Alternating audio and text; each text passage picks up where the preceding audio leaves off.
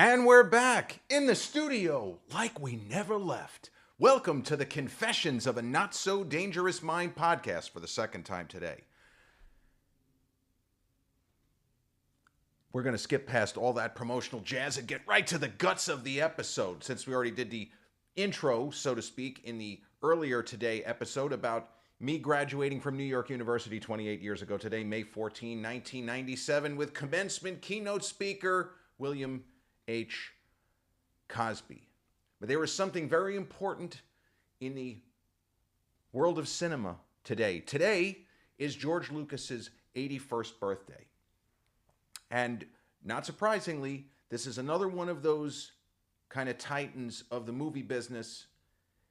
If you're under 35, you may know the name because your older brother or your father, when the prequels started in 1999, said something on the order of, George Lucas destroyed my childhood.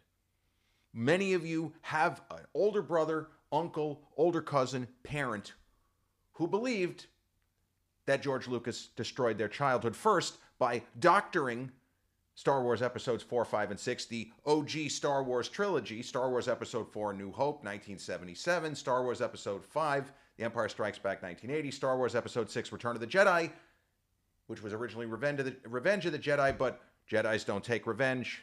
Okay, that's not really true, but we'll make believe that it is. And that was the original trilogy. But then in the mid-90s, George Lucas began talking about, we're going to do a prequel trilogy to figure out how did we get to young Luke Skywalker living on a farm in an ass end of the galaxy, Tatooine, great name, and he's living with his aunt and uncle. Why isn't he living with his parents?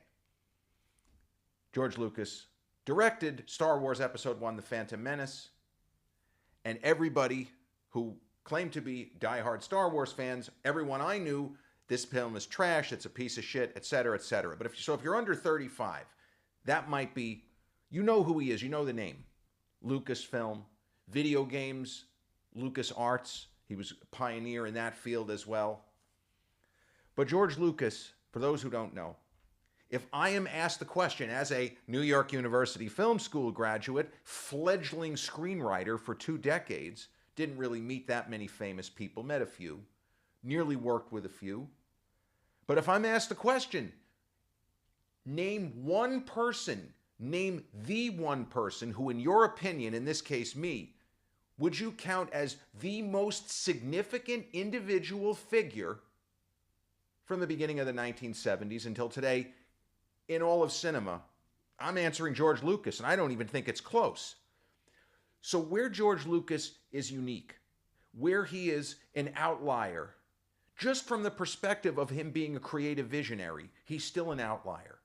Because if you listen to him speak, he sounds like an intelligent guy, but he sounds like his good friend, fellow multi-billionaire, Spielberg. Now, we know that Spielberg is very intelligent, but Spielberg, like Lucas, is a particular sort of genius. I'm sure both of their IQs are high, but they are not Kubrick or, dare I say, Christopher Nolan level high. Kubrick was alleged to have an IQ as high as Bobby Fischer, the famous chess player. If Kubrick had decided to become a chess player, he may have been better than Bobby Fischer for all we know. George Lucas, and this is very endearing, he sounds like a normal person when he talks. Stanley Kubrick never really sounded like a normal person. You always felt that he was 7 or 8 steps ahead of you. Martin Scorsese speaks 1,000,000 miles a minute. I bet his IQ is in the 160 to 170 range. But George Lucas was a visionary. He was an idea guy. And he really had only directed a handful of films. So that's the thing. He is the most important figure in cinema without having, if you just look at the movies he directed, his filmography is kind of sparse. I mean, he did THX 1138. That was with Robert Duvall, science fiction film, very interesting movie. American Graffiti. Star Wars, Episode 4, A New Hope. Star Wars Episode 1. Right? That's it. What else did he direct? He produced a shit ton of films. He produced Howard the Duck. Not that good. People are talking, well, maybe it's an undiscovered classic. No, it's just not that good. It was creepy and weird. The comic book was just funny, and strange, the movie is just fucking terrible. But he worked on other projects. But George Lucas created two of, I would say, the five best film franchise in the history of cinema, in Star Wars and in Indiana Jones. And there are creative partnerships that feel like they were meant to be, that there is some kind of serendipity, some kind of kismet, some kind of magic that brought certain people together, that brought George Lucas and Steven Spielberg together, that brought George Lucas and Harrison Ford together. And let me tell you, I am a huge Star Wars fan. I mean, I've got the poster over here. You're not going to be able to see it, but I have the poster. You know, trust me. I have Star Wars Episode 4. I have the poster right up there. I love Star Wars. I am not an angry Star Wars fan. When I saw the prequel, the first prequel, Phantom Menace, I really liked it. I saw that film 3 times in theaters. You know what else I saw in theaters 3 times in the summer of 1999? Josh! Tell me where you are, Josh! Blair Witch Project. I saw 3 times in theaters, and Star Wars The Phantom Menace, I saw 3 times in theaters. So I never subscribed to the George Lucas, forgive me for saying this, George Lucas graped my childhood. Take away the G. That was a common refrain. You can Google right now, George Lucas graped my childhood. I'm being nice. There were a lot worse things said about George Lucas. First, when he messed with the original trilogy and sweetened certain special effects scenes for when they did the re-release in '97. And then, by screwing up our beloved Star Wars with that atrocious Star Wars Episode 1, The Phantom Menace. Now, what I love about big fans of franchises, they're never satisfied. They're always angry. They're always angry. So, people of my generation, slightly older, slightly younger, hated the prequels. Trash, garbage, Lucas sucks, I fucking hate George Lucas ruined my childhood, etc., etc. Ad infinitum or in perpetuity, George Lucas should die of eternal shame. So fast forward how many decades, right? George Lucas sells the property. He sells Star Wars to Disney for like $5 billion. You know, speaking of summer of '99, Austin Powers Part 2.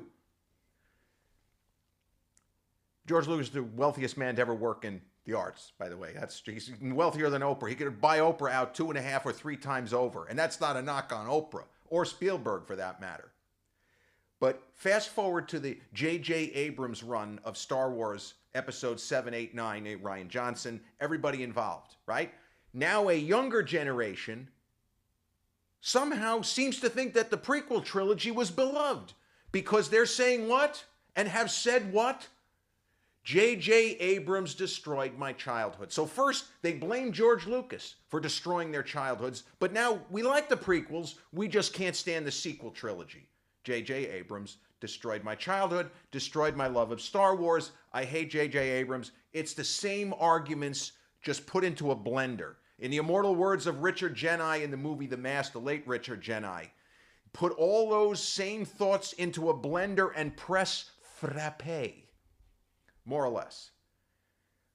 But George Lucas, using Harrison Ford, a carpenter, you know, it's kind of a joke, of course, with Indiana Jones and all of that stuff with Jesus, you know, that's the cup of a carpenter. Well, Harrison Ford, any cup that Harrison Ford has ever used, well, since he was in his teens, is technically the cup of a carpenter. I mean, it's an even better joke than it comes across in the movie if you know that Harrison Ford was a carpenter. But George Lucas casting Harrison in American Graffiti.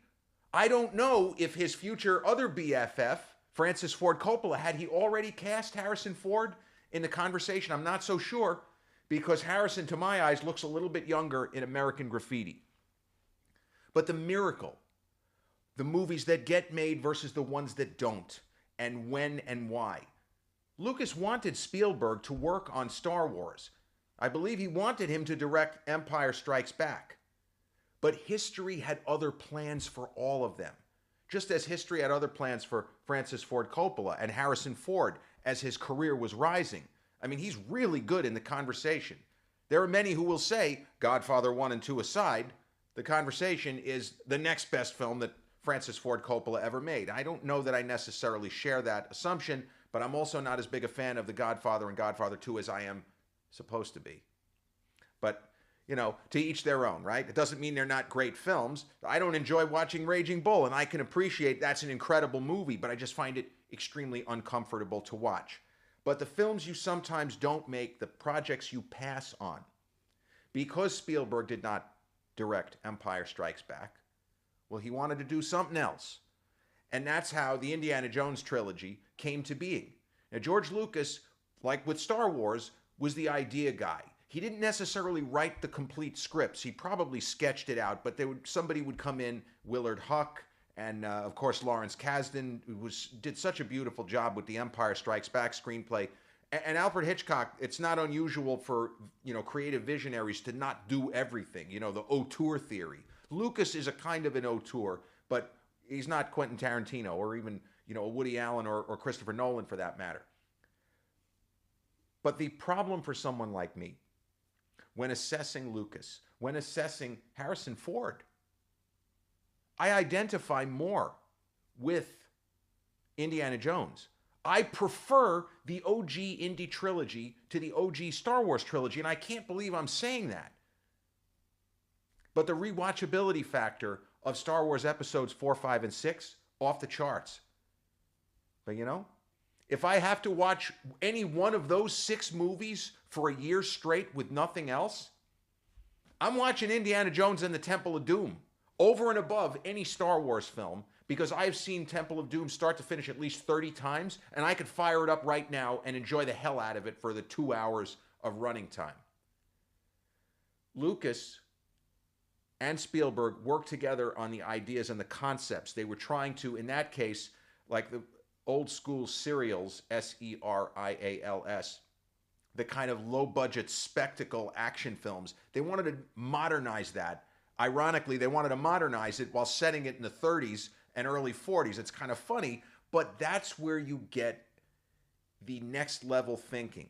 Because out of context, if you say something like, we want to make a movie like they used to make in the 40s, those kind of low-budget cheapies, but we'll spruce it up and give it a big budget, you wouldn't then say, oh, and we're going to set it before World War II. No, you would assume it would be closer to present day, but they didn't do that. And Lucas and Spielberg made beautiful movies together. They really did. And all 3 of the Indy trilogy, and Quentin Tarantino has joked about this, he thinks Temple of Doom is the best of the 3. And as he would say, I love it not just because it's dark, but I like that Spielberg went dark. I like that he wasn't afraid to take risks, and whether or not he wanted to admit it at the time, he knew there was a chance that film was going to get slapped with an R rating. And thing is, we know that great art is sometimes forged through conflict and forged through trying times, disaster. Remember Orson Welles' famous speech in The Third Man? I don't necessarily agree with the idea that greatness always has to come from the end of the world is nigh, you know, where somebody almost literally has a gun to their head. But the Orson Welles speech talking about great art being forged from conflict, he says, in Europe during the Renaissance, we had 300 years of bloodshed. Oh, no, he said during, in Europe under the Borgias, we had 300 years of warfare, terror, but we also produced the Renaissance, Michelangelo, Da Vinci. In Switzerland, they had 300 years of peace and prosperity. They had 300 years of brotherly love, and what did that give us? The cuckoo clock. So the Tarantino argument is because Spielberg was going through a difficult time in his life, and we don't know what Lucas was thinking in 1983 as that film was shot, but it was not a typical Steven Spielberg film, and certainly not, although, you know, Raiders of the Lost Ark is pretty damn dark when you get down to it, and some of the stuff that happens in Last Crusade is dark, but the scenes of torture in Temple of Doom, guy's heart being ripped out of his chest. I mean, you hate to draw comparisons with the director's first marriage to Amy Irving and ripping the, like, there's all kinds of psychoanalytic material. I mean, we could talk David Cronenberg and The Brood, where Cronenberg was going through a terrible divorce, and the Samantha Egger character is so horrendous, and I think it was supposed to be Cronenberg's ex-wife. I mean, you get into, I mean, Sigmund Freud would be having a field day, if you know what I mean. But Lucas wasn't just interested in being a filmmaker. It's kind of like, and I understand these are controversial figures, but people such as Bill Gates, or even more so Steve Jobs. Now, Steve Jobs, I'm going to go on record, higher IQ than George Lucas. I think that Steve Jobs was not just a visionary thinker, that he actually was a genius. I'd be willing to bet that Lucas's IQ is certainly genius level, but I feel like Jobs was a notch above even that, and probably Gates as well. But Lucas didn't just want to make movies. He wanted to be involved in the movie business, but he had other things that fascinated him. He was fascinated by video games. And these are the kinds of conversations that the late great film critic who I always reference, Roger Ebert, he always struggled with it. He struggled with the idea when people who he knew loved movies as much as him would tell him, Roger, a really great video game is every bit as immersive as a really great movie. And Ebert always pushed back against that notion. I don't know if he ever, I feel like he and Lucas touched on it, but I don't think they went in depth on this, because Lucas would have tried to convince Roger to give certain other games a chance. You might be surprised just how enveloped you become, and not just for 2 hours, that you become enveloped in a whole new world, what feels like a living, breathing world, and you might be trapped there in a good sense for a month. And I can attest to that. My single favorite computer-based video game was the PC adaptation of Indiana Jones and the Last Crusade, which many indie fans, that's their favorite of the trilogy. And not because the other two aren't also 10 out of 10, because I will go down on business that the first three indie movies are 10 out of 10. They are all masterpiece films. They all have enormous rewatchability. But the reason why so many people, Last Crusade is their favorite, is because of Connery. Because of Sean Connery, Sir Sean, the Oscar winner. He had recently won the Oscar for supporting in Brian De Palma's The Untouchables. Brian De Palma, the other best friend. Coppola, Scorsese, De Palma, Spielberg, Lucas. The five guys have been thick as thieves since the 70s. Connery in that film is revelatory. I mean, almost would have preferred him win Best Supporting Actor for that movie as opposed to The Untouchables, but I don't want to take anything away from that. De Palma made a great film with The Untouchables, just awesome. But Connery is so good in that movie. And the notion, and Steven Spielberg, for those of you who don't know, his dad is actually a pretty famous person. Like, if Steven Spielberg had just had a normal person career, if he had worked in the movie business but didn't become Steven Spielberg. His father has a Wikipedia page. Arnold Spielberg was instrumental in the development of computers. Spielberg's father had an IQ like Kubrick. He was literally a genius. But Spielberg grew up, his parents, they didn't make it. They didn't make it. And it informed his work. It hurt him. And the father-son dynamic in Last Crusade, a little bit of it was Lucas's touches, but it was also Spielberg working out his own issues with his own family. And the movie that Spielberg did that had nothing to do with Lucas, I think it was 2022, The Fabelmans, really, really good film. Sad. Sad to know that Spielberg's two parents, who did love each other, there's another version where they would have actually stayed together and they would have made it, but in real life, it just wasn't in the cards and it just didn't happen. But the idea of the father and son, both immensely successful in their own respective fields, but not being able to kind of come to any sort of rapprochement until it's maybe too late. And the son, who is a stupendous success, feeling like he didn't live the life his father wanted him to or wished for him. And that is such a universal fear and theme and idea. And even a regular Joe such as myself always wondered, what does my dad really think of me? You know, my dad was out there in the workaday world from the time he was 20 and graduated college early, like a lot of smart kids who skipped grades. And my dad was born in August, so, he was 16 when he graduated high school. He hadn't even turned 17 yet. But he was somebody who started making a good living, relatively speaking, from a very young age.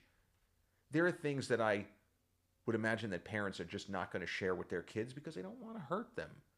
And then there are other things they're not going to say because they don't want to hold them back. Don't want them to think they can't do something, even though I don't think they can.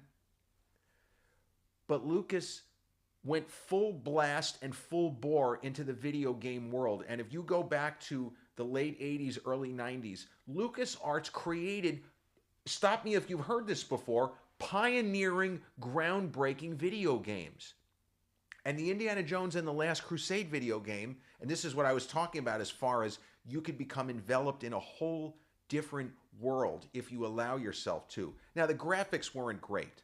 The movie was made, it came out in '89, summer, right around this time, and the video game came out concurrent with the movie. The plot of the video game follows the plot of the movie almost 100%. There are twists from the movie that are in the game, but then the game, because it's a kind of puzzle type game, there's certain things that they add, but it's always within the original structure of the film. And that game, I finished. I was 17. I sucked in school at that point. Everything was bad in my life. I wasn't getting along with my mom. Dad was always pissed off. Everybody and everything was bad. It took 2 months, and I finished that game without any walkthroughs. No internet in '91. There was nothing on. I couldn't do this and figure out, oh, that's what you have to do with the bottle of wine. There's actually a major plot twist in the game with a bottle of wine. Fucking great. And it deals with the Venice catacombs, for those of you who might be interested or if you remember playing that game. But that was something that Lucas took great pains to make it as realistic and fun as possible. And if the graphics weren't necessarily that groundbreaking, they were good enough where you could see, oh, this is the moment in the movie when they're going to crash the plane and there's all kinds of chickens and ducks running around. And this is a part where you better not fuck up when you choose which cup you're going to drink from, or you're going to, spoiler alert, you're going to meet the same fate as their buddy. I won't say the guy's name just in case you haven't seen the movie. But he made games and was involved in the creation of another incredibly successful video game franchise, the Monkey Island franchise. And the original Monkey Island, it was just called The Secret of Monkey Island. It's as good as Indiana Jones and the Last Crusade video game, if not better. The Secret of Monkey Island is incredible. But what Lucas was able to pioneer and engineer even within the world of video games, his games were the first games to use an interface commonly referred to as point and click. It seems really obvious, but somebody has to do it first. Just like with Windows 95, as much as there were a shit ton of bugs with Gates's Windows 95, it was the first operating system where there was a start button that actually worked, or it was supposed to work, I should say, and did something like you start the computer, you hit the start button, and rather than have to kind of hunt on screen where you're going to go, you click the start button, and here comes a drop-down menu. Well, the George Lucas video games, Loom, another incredible video game, Loom. You actually play a Weaver, hence the, and I don't mean what's his name, Luke Weaver of the Yankees. You actually play a Weaver in that game, and that was one of the first games to have the point-and-click interface. So Lucas was involved in the process. He just wanted to always offer his input and what can we do here. And yes, having unlimited funds and enormous budgets, it allows you to make you might make a couple of mistakes, a couple of games that don't come off exactly the way you want. But he was still straining, he was still striving to break new ground with special effects. The special effects company, what did he have? Industrial Light and Magic was, I don't know if that was his company. See, that I'm not sure. I know that he was involved. Digital Domain was James Cameron. But THX 1138 was the name of the studio, like stereo surround system. And a lot of TVs, if you had speakers, you could get that same effect at home. So he was pioneering with regards to sound and, stereo surround and all of these different elements of movies, but just different elements of ideas and thinking forward, thinking in a, dare I say, progressive manner as far as, because look, there was plenty of invention in the 50s. Surround sound, Cinerama. You want to Google something interesting, look up Cinerama. That was something that they thought was going to be a much bigger deal than it was. Sometimes ideas are too far ahead of their time and they don't quite land properly. I would argue that, for example, laser discs, they needed more time. Laser discs never caught on the way they should have because the technology was eons, millions of miles ahead of VHS. But it's like they needed to not quite get there with Laserdisc for DVD to succeed. You know, laser had to crawl so that DVD could fly. And that's almost literally what it was like. But Lucas always at the forefront. And, you know, he just reached a point where he didn't want to make movies anymore. He was okay. Even in the 90s, he created a story for a film that a lot of people thought was going to be a hit, Radioland Murders, and it ended up just tanking at the box office. The failure of Howard the Duck hurt him, but he's somebody that, even if he speaks like a normal person, within the industry, he is held in enormously high esteem. And, you know, he's a character, comes across like a regular person in interviews. I saw something with him, I don't know when it was recorded, but he was just like, he was talking about things that he enjoyed and things that he didn't. And he could have been somebody's grandpa, somebody's favorite great uncle. He doesn't come across like a holier than thou, hey, I'm worth $13 billion or whatever. He just seemed like a regular guy. He was dressed normally, wasn't dressed in any fancy way, casual. You know, the Skywalker Ranch, he was able to get there probably by 1980. He had made more than enough money. And I feel like, he probably has a lot of different homes, but I feel like he still spends a good amount of time at the Skywalker Ranch. So I would say that in his estimation, the character of Luke Skywalker is more him than Indiana Jones.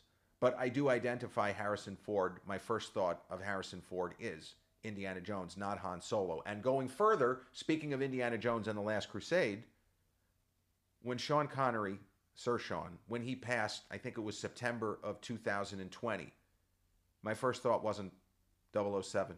My first thought was, Godspeed, Professor Henry Jones Sr. And I guess Lucas he's mostly retired now, but he was not a person obsessed with making movies and being hands-on, as Coppola, we know, is still obsessed. Think how long it took him, like 3 decades to get Megalopolis going, and that wasn't a great idea for him financially. It's crazy to think that Coppola now can't self-finance another big project, but he cost himself tens of millions of dollars with Megalopolis. You know, sometimes you're Mel Gibson with Passion of the Christ, where you self-finance and the film goes through the roof. Other times you are Joseph Levine in the 70s with A Bridge Too Far. I think he cost himself like $20 million or some crazy amount.